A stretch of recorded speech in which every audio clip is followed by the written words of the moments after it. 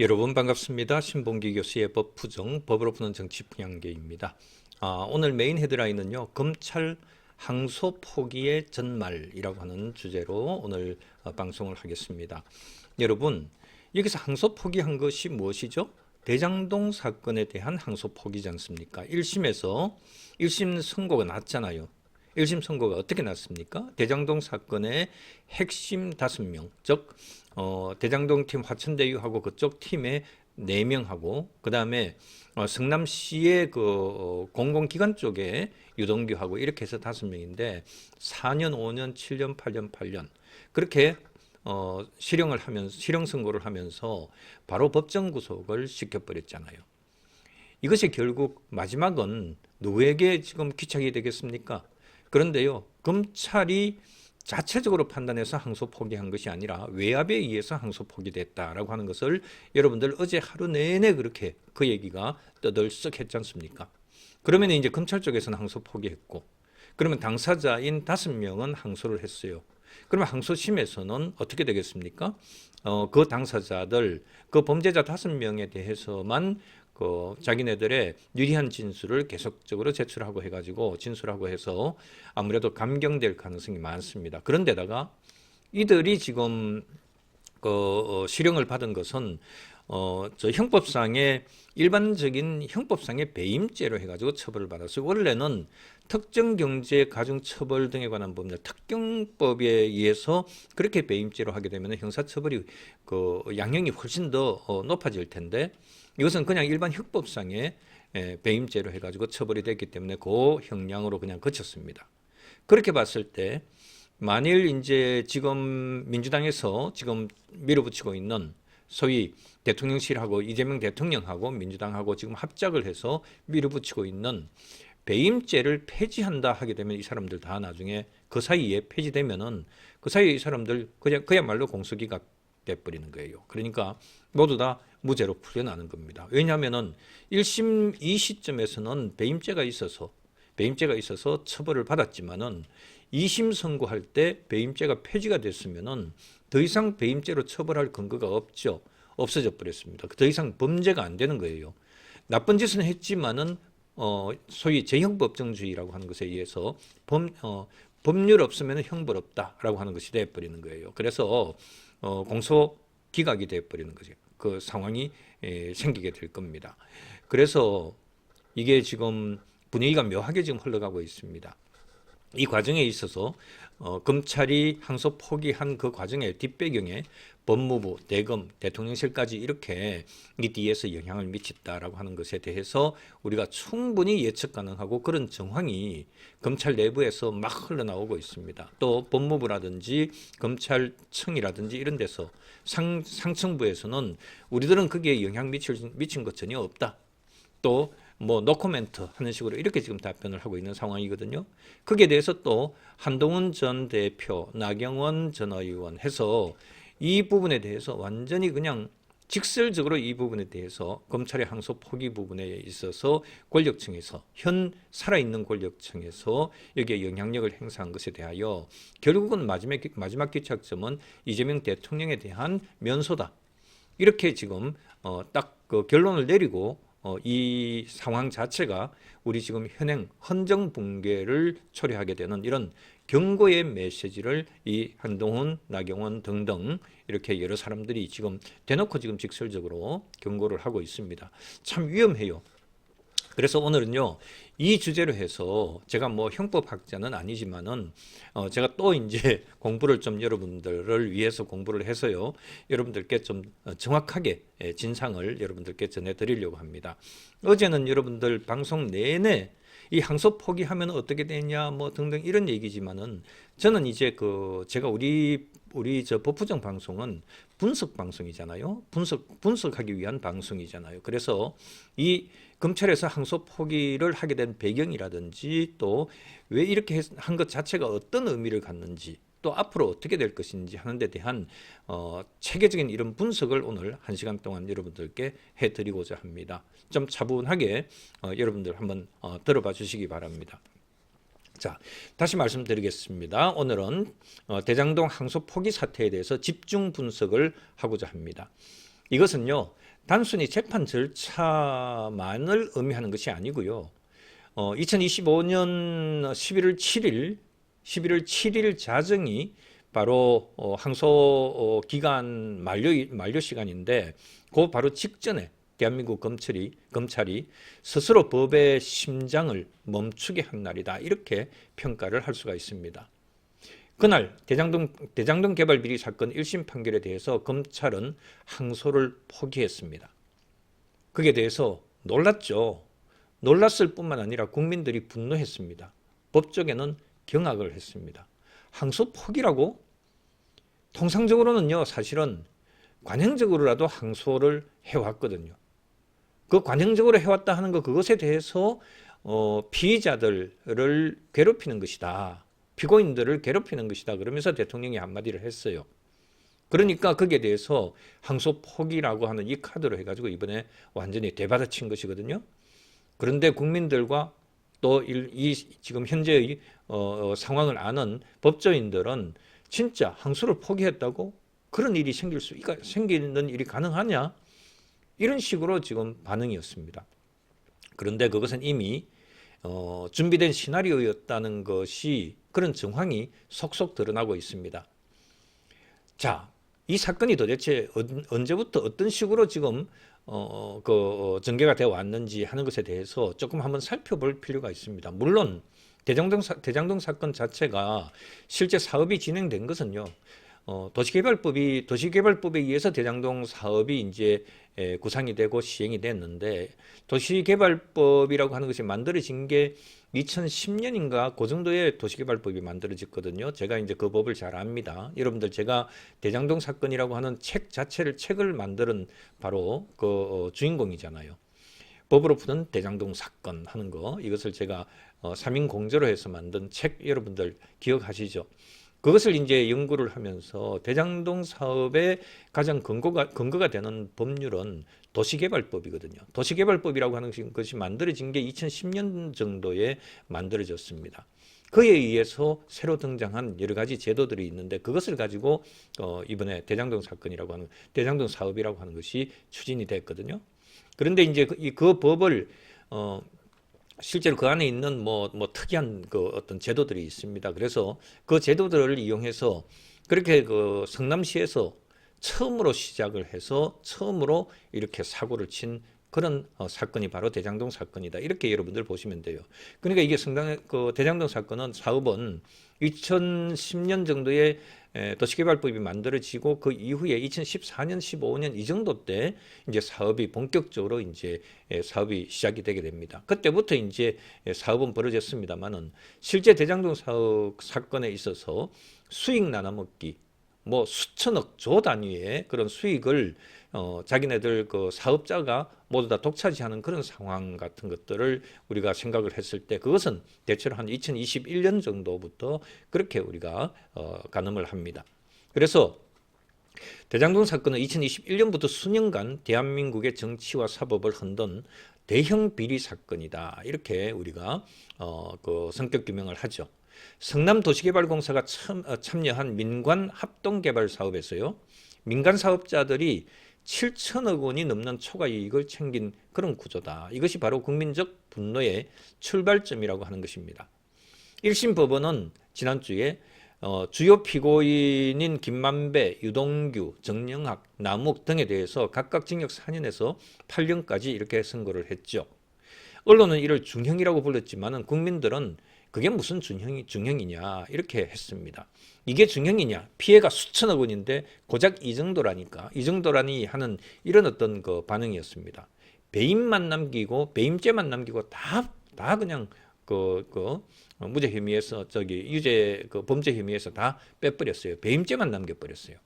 실제로 법원은 배임죄조차도요, 이거는 특정경제가중처벌 등에 관한 법률 특경법상의 배임죄를 적용을 하면 훨씬 더 중형이 되는데, 일반 형법상의 배임죄를 적용을 했어요. 아까 말씀드렸듯이 일반 형법상의 배임죄가 만일 이번에 국회에서 이것을 폐지를 해버린다, 형법에서 사라지게 한다, 그러면은 법적 근거가, 형사처벌의 근거가 없어지는 거죠. 그런 상황이 생기는 거예요.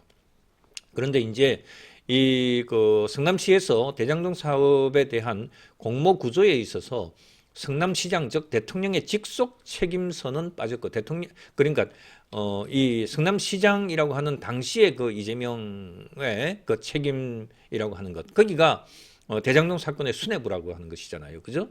거기는 빠졌고 결과적으로 부하 몇 명만 책임지는 이런 재판으로 그렇게 결론이 났다는 거죠. 그런데 문제는 그 다음입니다. 검찰이 항소를 포기했다는 소식이 이제 어제 그저께 밤에 그렇게 들려왔습니다. 진짜 놀라웠죠. 형사소송법상 검찰은 공소 유지의 주체입니다. 피고인이 항소를 하면 검찰도 보통 사실 오인이나 양형이 부당하다는 이유로 해서 대응 항소를 보통 하거든요. 맞대응을 하거든요. 항소로. 그런데 이번에는 그 항소장을 아예 내놓지를 않았어요. 이 말은 바로 상급심에서 형이 더 무거워질 가능성을 원천 봉쇄했다.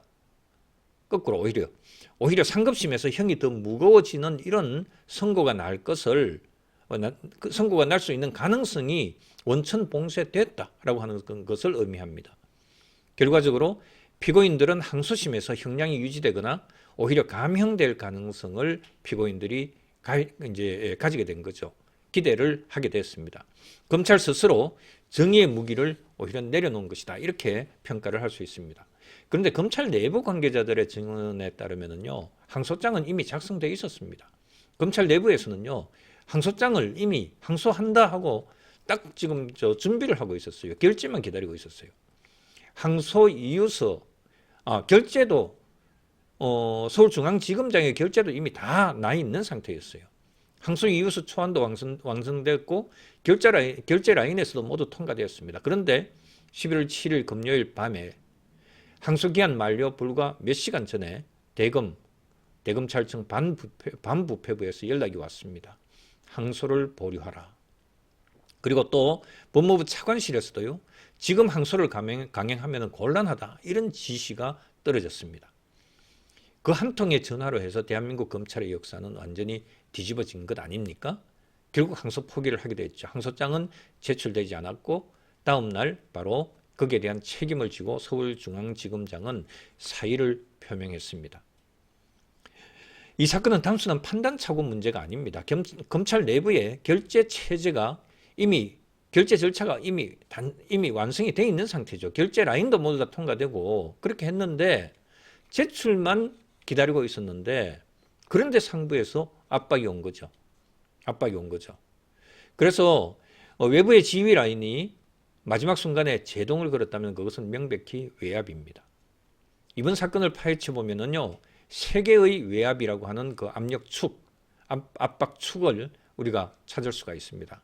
이것이 단정하기는 어렵습니다만은 어쨌든 지금 언론에 나오는 그런 보도나 이런 것들을 싹 정리를 해보면은요, 외압이 있었다. 그런데 어디에서 외압이 있었느냐? 법무부 라인, 대검 라인, 그리고 마지막으로 대통령실 라인에서 이 세 곳에서 압박이 있었다. 외압이 있었다. 이렇게 우리가 평가를 하지 않을 수가 없어요. 자, 먼저 법무부 라인으로 해서 먼저 그 법무부 외압을 한번 생각을 해보겠습니다. 정성호 법무부 장관, 그리고 또 법무부 차관 라인입니다. 수사팀이 법리상 항소 사유가 충분하다고 이렇게 법무부 장관 차관에게 보고를 했지만 법무부에서는 항소에 실익이 없다 이렇게 제동을 걸었어요. 바로 이 판단은 순수한 법리적인 판단이 아니었고 대장동 사건은 더 이상 정치적으로 부담스럽다는 정무적인 고려가 개입됐다는 말이 바로 검찰 내부에서 그렇게 돌았다는 거죠. 검찰 내부에서도. 그리고 대검 라인도 역시 마찬가지입니다. 대검 반부패부는 법무부의 입장을 존중하라면서 사실상 항소 금지 결정을 내렸습니다. 법무부 입장을 존중하라. 검찰총장이 바로 그렇게 법무부 입장을 승인을 했고 그 다음에 이것은 결국 지휘 책임의 명백한 인준이자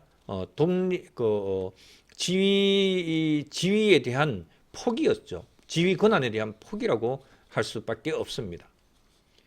그런데 이제 또 마지막으로 진짜 예민한 것은 바로 대통령실 라인이죠. 제일 예민한 것인데요. 여야 모두에서 대통령실이 직접 항소 포기를 요청했다는 이런 정언이 나왔습니다. 여당, 야당 모두 다요. 그런 정언이 있었다는 거죠. 대통령실은 이를 부인했지만 법무부와 대검이 일사불란하게 움직인 그 시점에, 그리고 이재명 관련 재판의 정치적 파장을 고려하면 대통령실이 이 사안의 흐름을 알고 있었다는 추정은 충분히 가능하죠.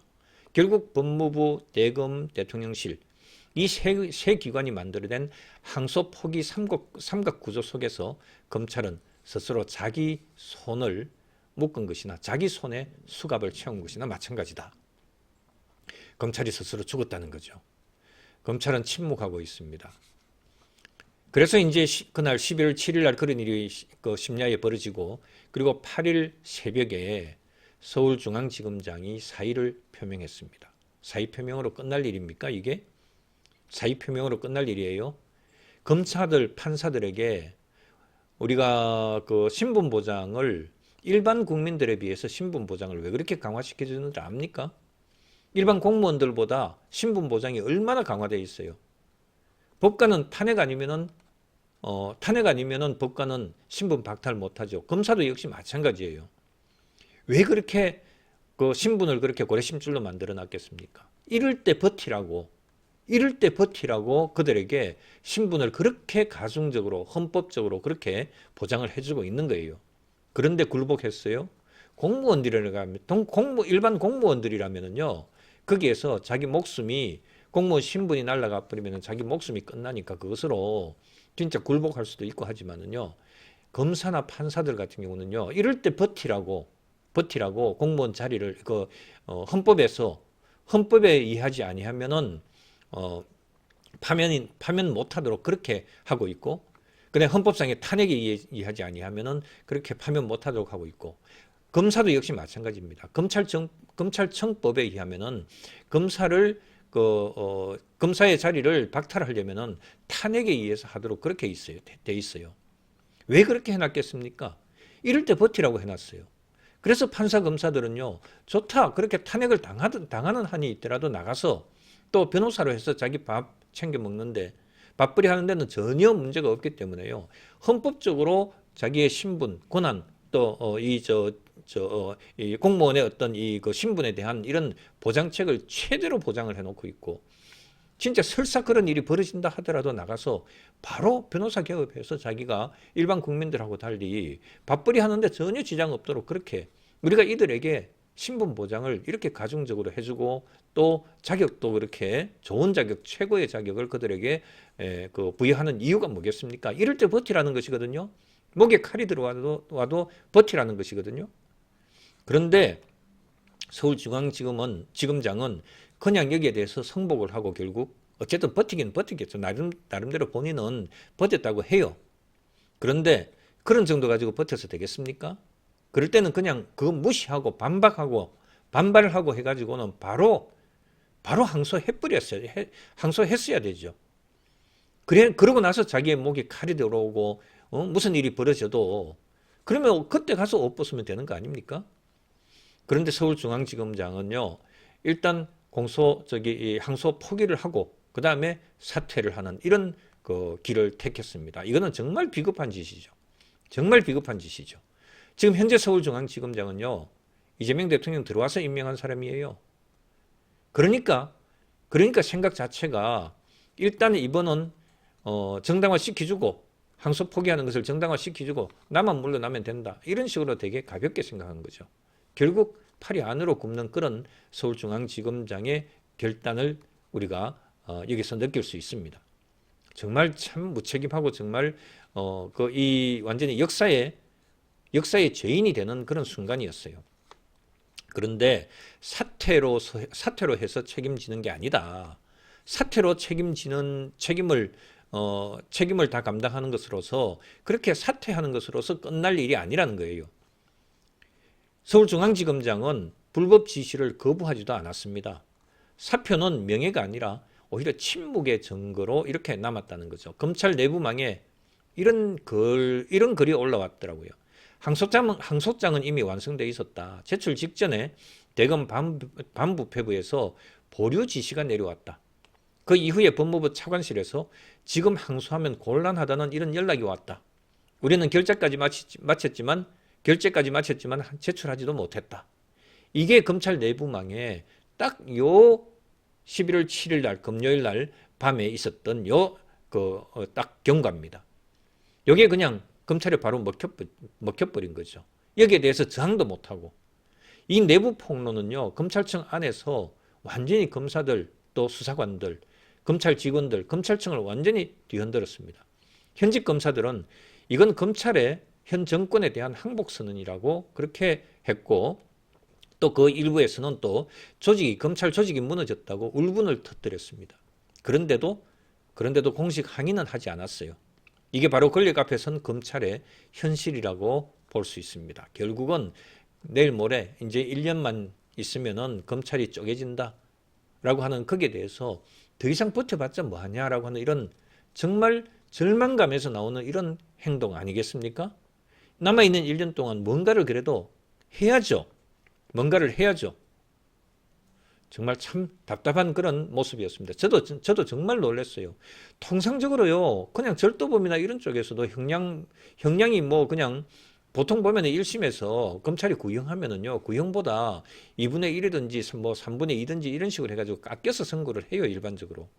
그런데도 당연히 이제 피고인들은 그거 하죠. 항소하잖아요. 거기에 맞대응해서 검찰에서도 항상 같이 항소를 해요. 그게 일반적입니다. 일반적으로 쌍방 모두 다 항소를 합니다. 그런데도 왜 이번에 이렇게 못하게 막았어요? 이거는 명백히 우리가 아무리 봐도 검찰에서 항소 포기하게 만든 외압이 없었다면은 이런 일이 있을 수가 없다고 하는 거 충분히 우리가 뭐 이런 분위기를 다 떠나가지고 충분히 그럴 가능성 우리가 일반적으로 다 느끼고 있는 거예요. 근데 왜 못 버텼냐라고 하는 데 대해서 한번 또 살펴보겠습니다. 우리 헌법 7조에서는요. 공무원은 국민 전체에 대한 봉사자이며 국민에 대하여 책임을 진다고 규정하고 있습니다. 즉 공무원은 상관이 아니라 국민에게 충성해야 합니다.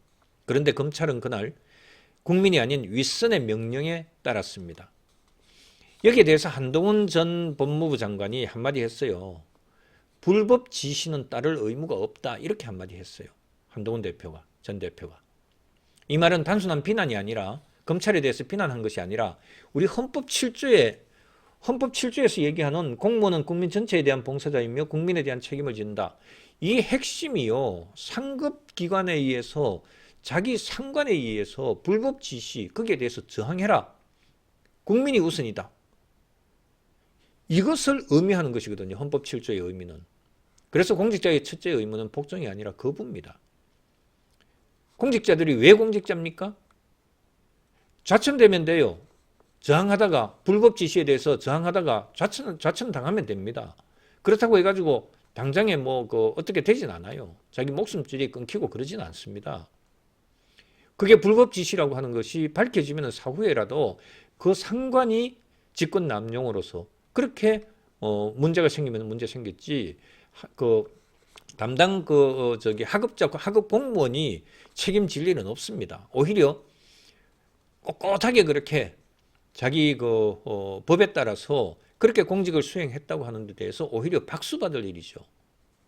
그래서 공직자의 첫째 의무는 복종이 아니라 상급자의 불법 지시, 위법한 지시에 대한 거부라고 하는 것, 그것이 공직자의 첫째 의무다.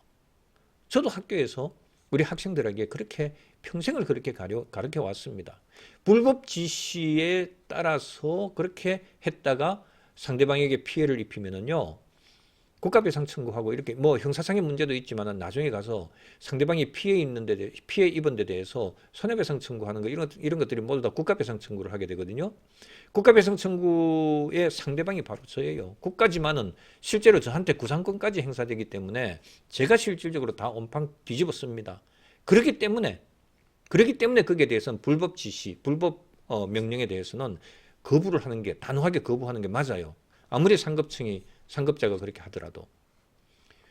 마지막에 자기에게 다 책임이 돌아옵니다. 그런데 이제 이것을 버티지 못한 이 진짜 서울중앙지검장, 정말 저는 한심하다는 것을 느꼈습니다.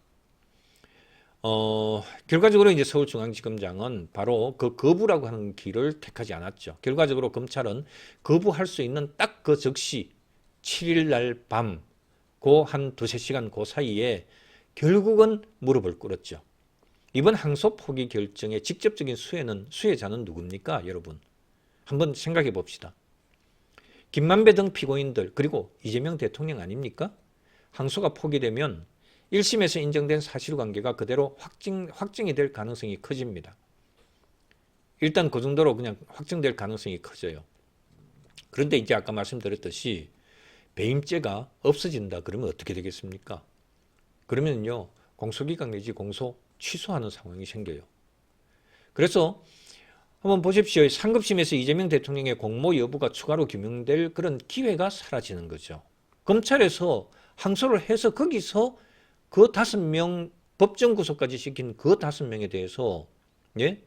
검찰에서 같이 항소해가지고 거기에서 이재명 대통령과의 관계 이걸 계속 거기서 주장을 하고 그렇게 소명을 하고 그렇게 했어야죠. 그런데 그 기회가 딱 검찰에서는 아무 말도 못하고 말할 기회조차도 없는 상황이 되는 거죠.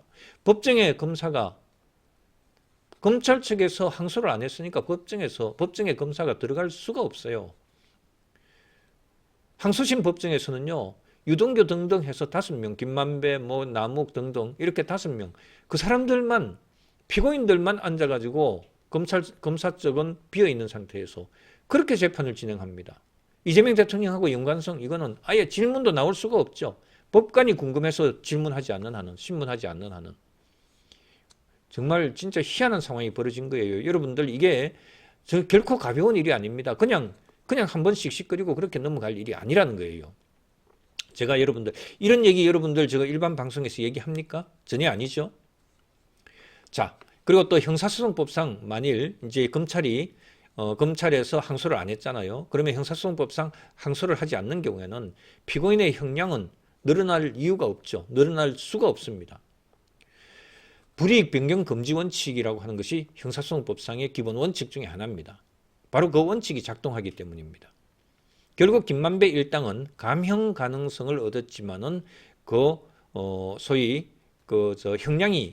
형량이 늘어날 가능성은 전혀 없다. 어쨌든 지금 항소심 가면은 대개 보면은 1심보다는 꺾이거든요.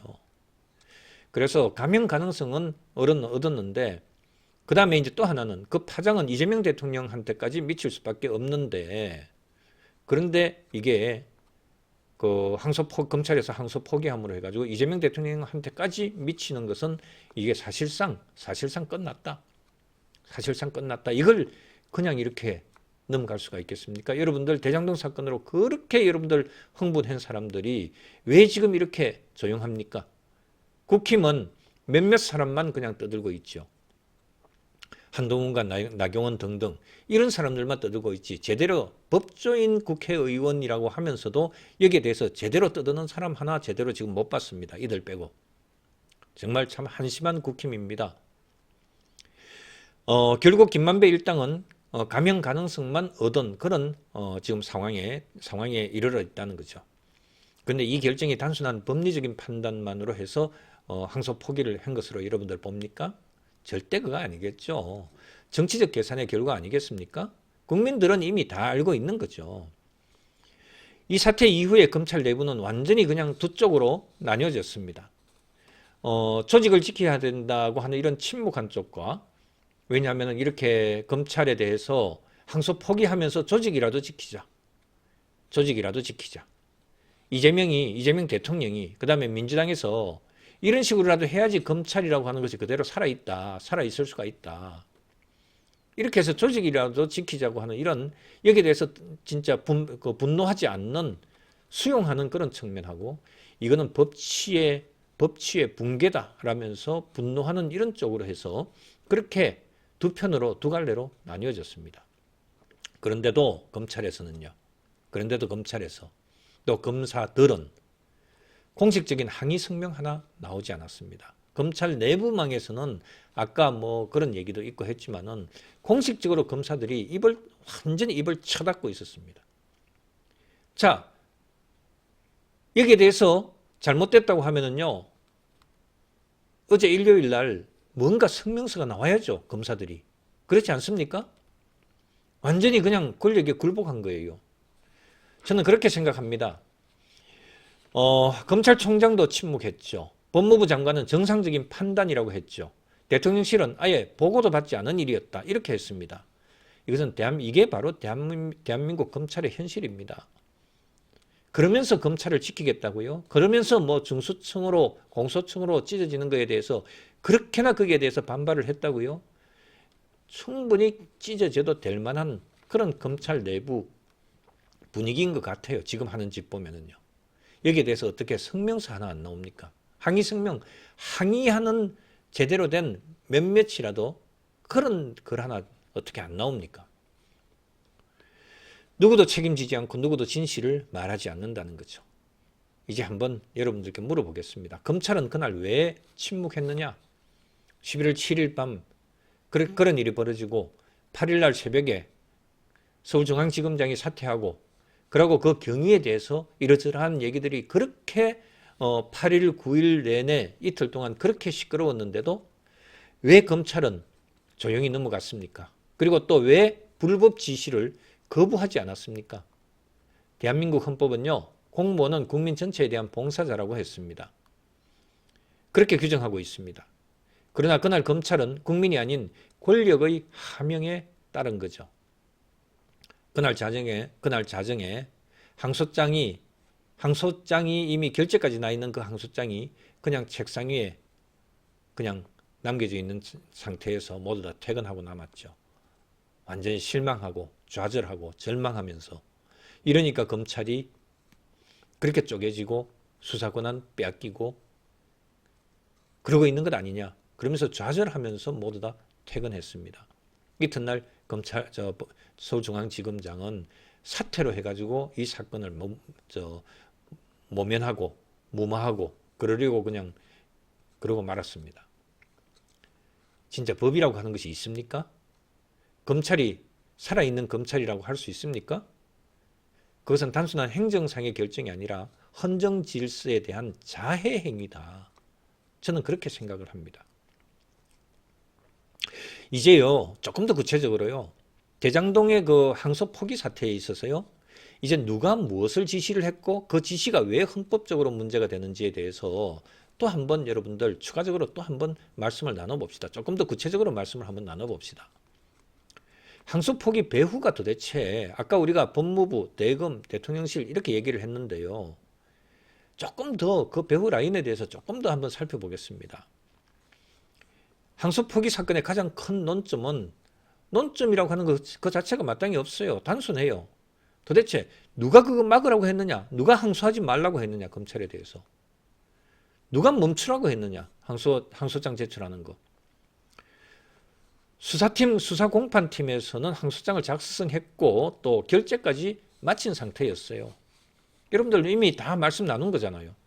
그런데 11월 7일 자정 직전에 대검의 반부패부에서 항소 보류하라는 이런 연락이 왔고 또 뒤이어서 바로 법무부 차관실에서 지금 항소하면 곤란하다 이런 연락이 또 왔죠. 그래서 결국은 항소장 제출을 안 했지 않습니까? 그래서 형사소송법상 위법한 상급자의 지시라고 볼 수 있죠. 이게 이제 나중에 이건 진짜 그야말로 특검이라든지 뭔가를 통해서 이 부분에 대해서 이 경위에 대해서 밝혀져야 됩니다. 밝혀져야 돼요. 형사소송법 345조에서는 이렇게 규정하고 있습니다. 검사는 상소를 제기할 수 있다. 이 사건에 대한 담당 검사는 상소 제기할 수 있어요. 상급자의 지위는 법률에 의한 경우를 제외하고는 그 독립성을 침해하지 못한다. 이렇게 하고 있습니다. 우리 형사소송법 345조에서 분명하게 규정하고 있는 내용이에요. 담당 검사에 대해서 그 형사 자기의 그 사건에 대해서 누가 거기에 대해서 상소 제기하지 말라고 그렇게 지시를 하고 그렇게 권한을 행사를 합니까? 담당 검사는 여기에 대해서 거부해도 돼요. 거부해도 되는데 굴복했지 않습니까? 법무부나 대검의 정책적인 이런 지위, 검찰 정책이라든지 그런 것들은 그 법무부나 대검이 할 수 있지만은 개별 검사의 수사에 대해서는 개별 사건 항소 여부 결정할 권한은 담당 수사 검사 자체의 독립적인 영역에 해당이 되는 거예요. 우리 법에서 그렇게 돼 있습니다. 이 기본 원칙은 검찰청법 8조에서도 또 역시 반영이 돼 있어요. 여러분들 잘 아시잖아요. 법무부 장관하고 검찰총장하고 사이에 그렇게나 난리 구설지겼던 과거에 추미애하고 또 누구예요? 저 윤석열 검찰총장하고 사이에서도 왜 그렇게 치고받고 했겠습니까? 똑같은 장관급이에요. 검찰총장도. 그런데 법적으로는 법무부 장관이 검찰청의 바로 직속 그 상급청이니까 검찰총장보다 법무부 장관이 위다 그러면서 내가 위다 검찰총장하고 그렇게 추미애가 난리를 쳤던 그런 일들이 있지 않습니까? 그런데 아무리 위라고 이렇게 자기네들이 우기고 강변을 한다 하더라도 검찰청법 8조에는 이런 규정을 두고 있습니다. 법무부 장관은 구체적 사건에 대하여는 구체적 사건에 대하여 검찰총장을 지휘 감독한다. 이렇게 되어 있습니다. 그러니까 개별 사건에 대해서 검찰총장을 지휘 감독하는 것이지 개별 수사 담당 검사를 지휘 감독하지는 않아요. 법무부 장관이.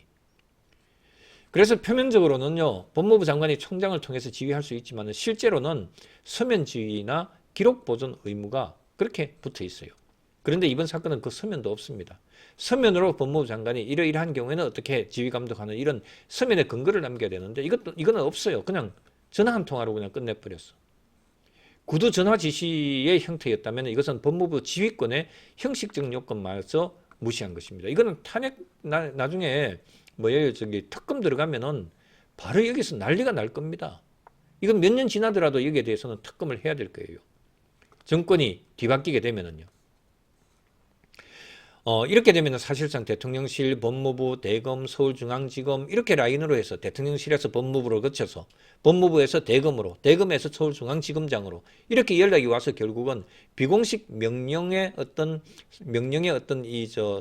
사설이 비공식인 명령 사설이 작동했다 이렇게 볼 수밖에 없죠. 그 사설의 마지막 고리가 바로 중간에서 서울중앙지검장이라도 그것을 커버를 해줘야 되는데 자기는 거기에 대해서 항소 포기를 선택을 하고 자기는 중앙지검장 자리를 던지는 것으로 해서 그렇게 항소 포기를 하는 이런 결과를 만들게 된 거죠. 참 정말 답답합니다. 제가 이걸 설명을 해드리면서도 정말 너무나 답답해요. 우리 헌법 7조 1항에서는요. 다시 한번 말씀드리겠습니다. 공무원은 국민 전체에 대한 봉사자이며 국민에 대하여 책임을 진다. 여러분들 맞지 않습니까? 우리 헌법 7조 1항입니다. 이것은요. 공무원의 충성 대상이 자기 바로 직속 상관 윗사람 몇몇이 아니라 공무원의 충성 대상은 국민이라고 하는 것을 명문화한 헌법적인 명령이다. 그렇지 않습니까, 여러분? 따라서 법무부나 대통령실의 지시가 바로 이와 같은 헌법 7조 1항과 같은 이런 헌법과 법률을 위반할 때 공직자는 복종을 하는 것이 아니라 거부를 해야 되는 것이 마땅합니다. 위법한 명령에 대한 거부 의무라고 하는 거죠. 아까도 말씀드렸었죠. 그런데 검찰은 그날 침묵했고요. 서울중앙지검장은 항소 포기 결정한 이후에 사의 표명을 하면서도 이것은 자기가 책임진다 그러면서도 사의 표명을 했지만 이거는 항소 포기하면서 항소 포기를 통해서 자기가 자기 선에서 이재명을 구해준 이런 사건입니다. 정말 서울중앙지검장은 진짜 역사의 죄인입니다. 진짜 역사의 죄인입니다. 그는 헌법이 요구한 거부의 의무를 이행하지 않았습니다. 이 상황을 가장 날카롭게 지적한 사람이 바로 한동훈 전 법무부 장관입니다. 본인이 그 자리에 있었던 사람이니까 얼마나 더 정확하게 이 상황을 간파를 했겠습니까? 한동훈이 뭐라고 했는지 여러분들께 소개해 드리겠습니다. 여기서 또 한동훈 얘기한다고 난리치지 마세요, 제발. 예? 옳은 소리는 옳은 소리를 들으세요. 아무리 한동훈 때문에 어떻게 이렇다 저렇다 얘기를 하지만은 한동훈이 지금 계속적으로 옳은 얘기 하고 있는데도 불구하고 한동훈 얘기하면 한판이 뭐니 아예 나가세요. 제가 차단할게요. 밑에 댓글 쓰세요. 한판이 하면은 제가 바로 차단하겠습니다. 정말 정신 나간 사람들. 나라가 어떻게 되고 있는지도 모르고 말이야. 정말 정신 좀 차리세요.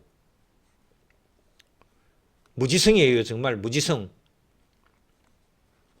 한동훈 전 법무부 장관이자 전 대표가 뭐라 했는지 한번 보십시다. 대통령실 대통령실, 법무부, 대검의 불법 항소 포기 지시를 따른 서울중앙지검장이 뒤늦게 사퇴를 낸다고 하던데 다 끝나고 이러면 뭐합니까? 12월 3일 밤 젊은 계엄군들이 거부했듯이 불법 지시는 따를 의무가 없고 거부하는 것이 공직자의 의무입니다. 징징대지 마십시오. 불법 지시를 따랐으니 이미 범죄입니다. 서울중앙지검장도 범죄를 저지른 거예요. 네? 나중에 책임져야 될 겁니다. 대통령실, 법무부, 대검 그것에 대해서 다른 서울중앙지검장 징징대지 마라 그랬어요. 그리고 또 다른 SNS 한 번 더 또 썼어요. 민주당 한동훈 대표가 전 법무부 장관이 쓴 겁니다. 민주당 정권은 김만배 등 대장동 일당과 공범이자 원팀입니다. 사법부가 유죄의 중형을 선고했는데 그 일당을 위해서 검찰이 항소 포기를 하도록 시키고 또 오늘은 그 일당을 위해서 상설 특검을 하겠다고 합니다. 법무부에서. 민주당 정권은 스스로 공범임을 자백했습니다. 이미 연성 독재는 시작됐습니다. 여기서 이 연성 독재라고 하는 표현을 지금 한동훈 대표가 썼는데 이거는 헌법교과서에서 나오는 거예요. 우리가 뭐 연성 헌법이니 이런 말은 씁니다만은 연성 독재라는 말은 사실은 그렇게 널리 흔하게 쓰는 말은 아니에요. 헌법의 해석을 왜곡되게 하면서 뭐 아주 유도리 있게 한마디로 유연성 있게 하면서 그렇게 독재 권력에 부역하는 그런 해석을 하는 그런 헌법 해석에 따른 독재를 정당화시키는 것을 의미를 하는 겁니다. 연성 독재라는 말은. 여기서 한동훈 대표가 두 가지 표현을 했는데요. 검찰 내부에서는 그가 하고 싶었던 말을 우리가 하지 못했다는 이런 자책이 돌았습니다. 그러니까 검찰 내부에서 해야 될 말을 한동훈 전 법무부 장관이 이렇게 대신 떠들어줬다. 대신 지적해줬다. 검찰 내부에서 한동훈 대표의 발언에 대해서 상당히 수긍하는 그런 입장입니다. 또 불법 항소 포기라는 표현은 단순한 비유가 아닙니다. 형법적으로 보면은요, 직권남용죄, 또 직무유기죄 이런 것들이 법무부 장관, 또 검찰총장, 서울중앙지검장 모두 다 직권남용죄, 직무유기죄가 성립할 가능성을 한동훈 전 법무부 장관이 여기에 대해서 언급을 한 겁니다. 그리고 또 그가 언급한 젊은 계엄군들이 거부했다 이런 표현했죠. 1980년 불법 계엄 명령을 거부했던 소령들, 또 이번에 윤석열 대통령에 대해서 불법 계엄군 투입하는 것 거기에 대해서 또 거부했던 그 군인들, 계엄군들 이런 얘기들을 하는 거예요. 그래서 한동훈 전 대표가 바로 이 사건을 헌정 질서에 대한 불법 명령 거부라고 하는 것으로 이렇게 본 거예요. 법치주의는 결국 공직자의 양심에 의해서 유지된다고 봅니다. 한동훈의 바로 이 발언은 법조인의 윤리의 마지막 경고음이다. 이렇게 평가를 합니다. 그리고 아까 또 한동훈 대표가 또 하나 더 얘기를 했잖아요. 이미 연성 독재는 시작됐다. 이 표현을 썼지 않습니까? 그죠? 헌법적 차원에서 연성 독재, 소프트 딕테이터십이라고 하는 딕테이터십이라고 하는 것은 바로 형식적 절차는 존재하지만 내용적으로는 권력 분립이 무너진 체제를 말한다. 이렇게 우리가 해석을 합니다. 연성 독재라고 하는 것은 그렇습니다. 헌법은 존재하되 헌법을 자기들 마음대로 재단하는 형태로 해석을 하는 것. 아까 제가 이제 요즘 즐겨 말씀드리는 거, 법 왜곡죄 지금 민주당에서 도입하고 하려고 하는데 헌법 왜곡을 하는 것이 바로 연성 독재다. 그런 의미입니다. 즉 입법, 행정, 사법이 모두 한 곳의 의지에 의해서 결정되는 그런 상태를 연성 독재라고 얘기를 할 수 있습니다. 이번 사건에서 대통령실이 법무부 지휘를 통해서 검찰 항소 여부까지 결정을 했다면요, 그 순간 사법의 독립은 한 축이 이미 무너졌다. 그렇게 봅니다. 우리 헌법 103조에서 이렇게 얘기를 하죠. 법관은 헌법과 법률에 의하여 그 양심에 따라 심판한다. 이렇게 규정하고 있습니다. 법관은 헌법과 법률에 의하여 양심에 따라 심판한다. 이렇게 하고 있습니다. 검사에 대해서는 이런 헌법 103조 규정은 없어요. 그러나 명시적으로 헌법 규정에, 헌법 조문에 검사가 포함되어 있지 않지만은 검사는 준사법기관으로서 동일한 정신이 적용된다고 할 것입니다. 그래서요, 즉 검사는 그 양심에 따라 항소 여부도 결정을 해야 된다는 말이에요. 그런데 이번 사건은 그 검사의 또 서울중앙지검장의 검찰청장의 법무부 장관의 이 양심은 모두 다 허물어졌죠. 그리고 나서요 국회 소통관에서 또 나경원 의원이 기자회견을 했습니다. 되게 진짜 상당히 아주 장문의 기자회견을 했습니다. 절박한 그런 심정이었습니다. 내용을 좀 그 일부를 여러분들께 전해드리겠습니다.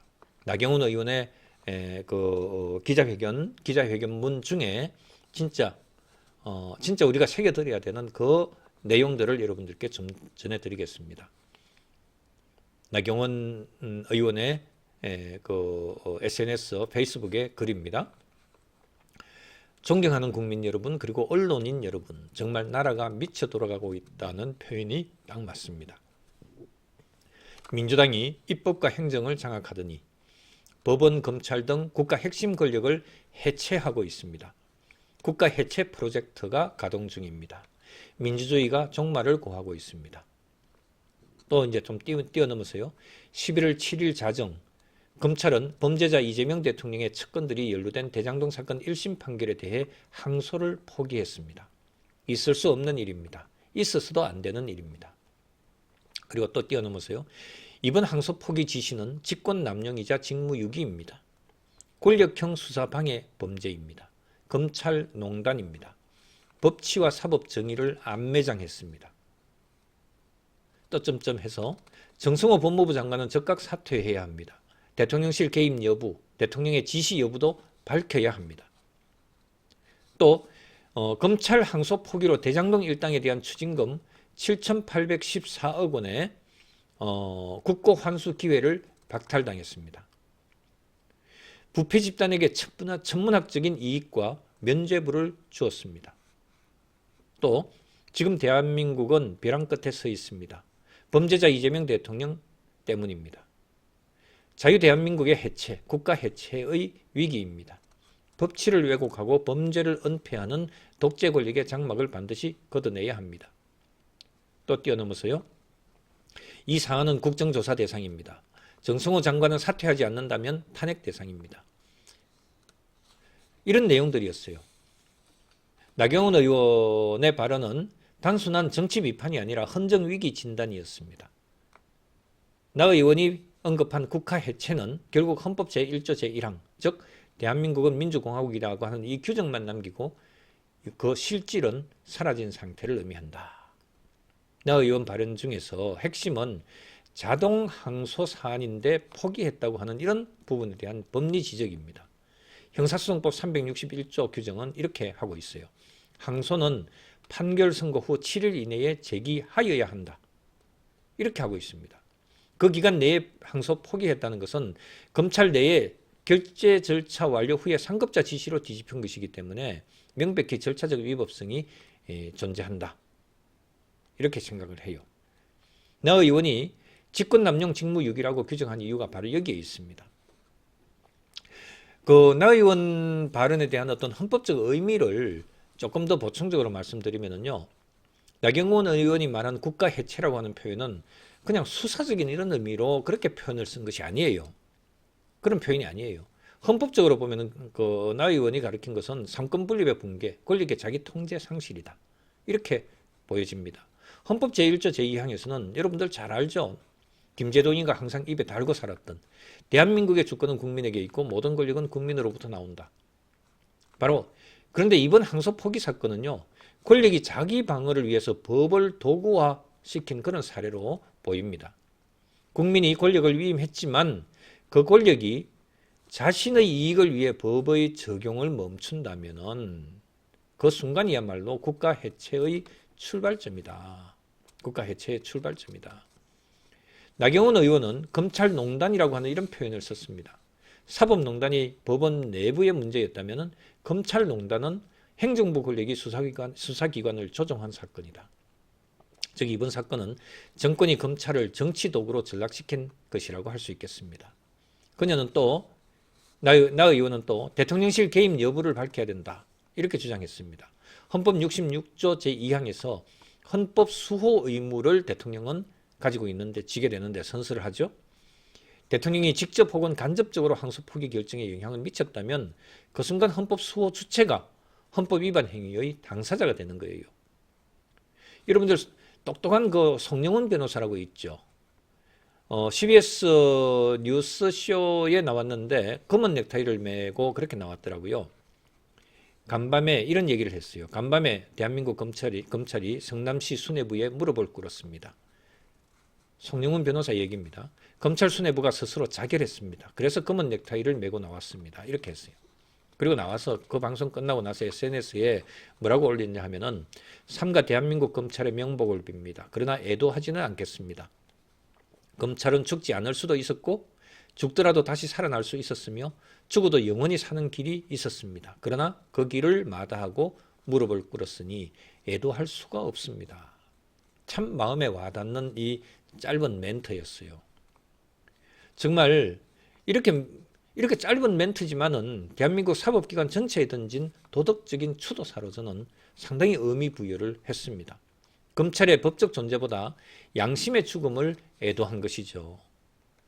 송 변호사는 헌법학자는 아니에요. 그런데 우리 헌법 37조 2항에서 국민의 자유와 권리는 국가안전보장과 질서 유지를 위해서 필요한 경우에만 제한될 수 있다라고 하는 이런 그 헌법의 한계 규정에 있어서도 바로 그 국가 자체의 정당성, 그것을 수호하지 못한 정당성을 침해한 그런 어떤 그 위헌 위법적인 조치를 취했다.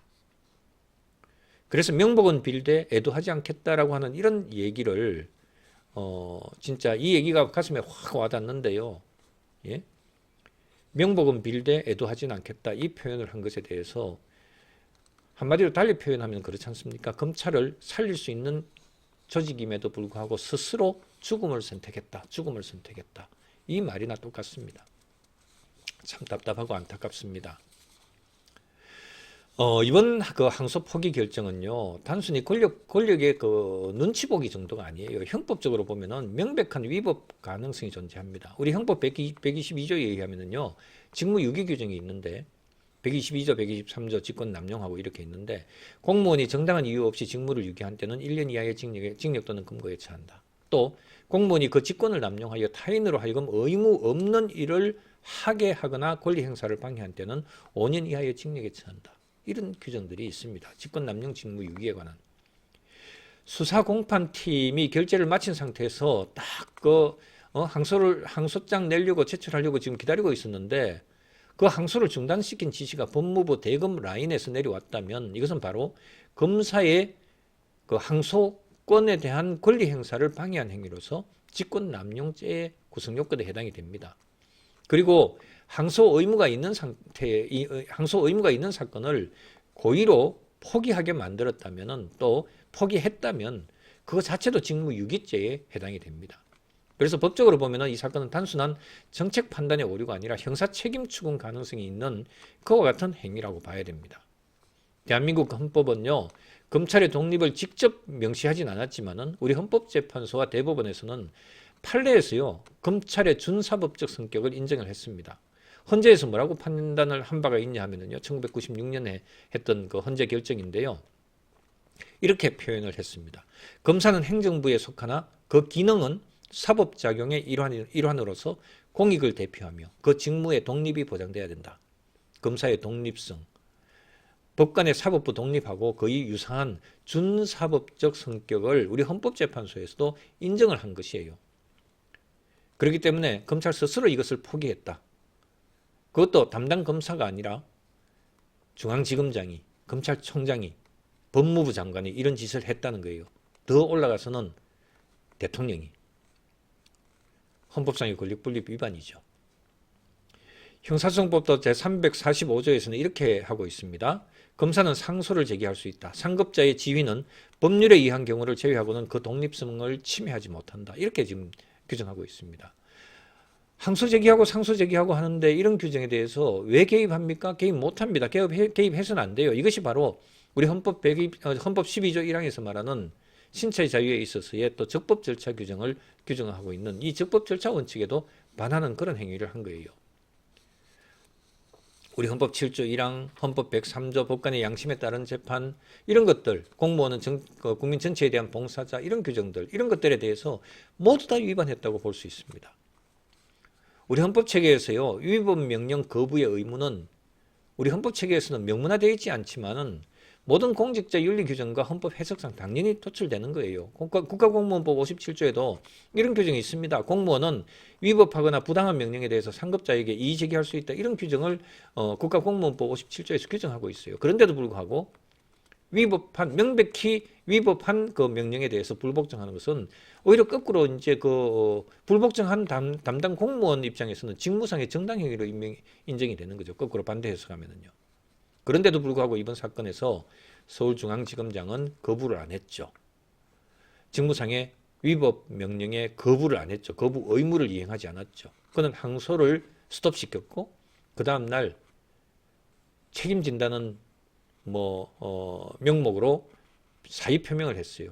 거부의 용기가 없었던 거죠. 거부할 용기가 없었던 거죠. 자기 목숨이 더 중요했던 거죠. 한동훈 전 장관이 했던 말 다시 한번 되새겨 봅시다. 불법 지시는 따를 의무가 없고 거부하는 것이 공직자의 의무다. 이게 바로 헌법상의 의무입니다. 우리 시민이나 언론에서도 역시 참 이번에 제가 볼 때는 언론이 이번에 제대로 역할을 했어요. 언론의 역할이 상당히 결정적이다 이렇게 평가를 하고 있습니다. 내부망이 있었고 내부망 그것을 언론에서 바로 보도를 했기 때문에 이게 알려진 거죠. 스스로 항소 포기 결정은 단순한 행정 실수로 그렇게 알았을 거예요. 예를 들면은 시간을 놓쳤다, 날짜를 놓쳤다, 이런 식으로 그러고 넘어갔을 수도 있어요. 그런데 내부적으로 이게 터졌기 때문에 그 터진 것을 언론에서 보도를 했기 때문에 우리 국민들도 알게 된 거죠. 그래서 이제 정리하겠습니다, 여러분. 사실 모든 퍼즐이 맞춰졌죠.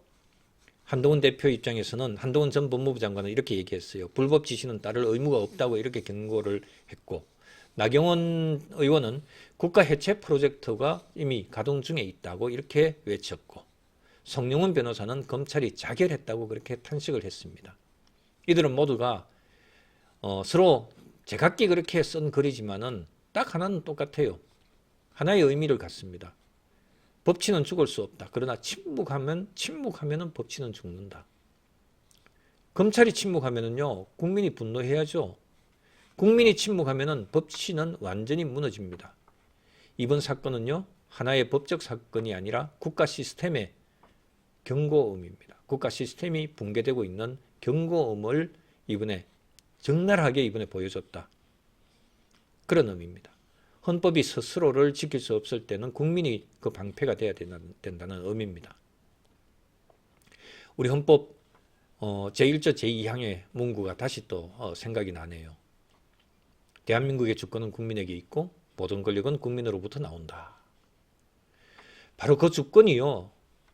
국민에 의한 주권이, 국민 주권이 다시 법 위에서 권능을 행사할 때 우리의 비판과 기록은 계속돼야 된다. 참 제가 오늘 여러분들께 바로 검찰이 항소 포기한 이 전말 법무부, 대검, 대통령실까지 번진 외압, 한동훈, 나경원이 그나마 그래도 피를 토하듯이 그렇게 외치면서 헌정 붕괴를 경고하고 하는 이 모습을 보면서요. 정말 저도 오늘 1시간 이 방송을 하면서 저도 마음이 완전히 그냥 먹먹합니다. 이미 사법부 독립을 붕괴하려고 난리를 쳤고 이제 검찰도 그렇게 쪼개졌는데 정작 당사자 본인 사건들조차도 이런 식으로 해가지고 항소 포기함으로 해가지고 재판 절차에 있어서 더 이상 검찰 쪽에서 이재명하고 엮지 마라. 엮으면 죽이겠다.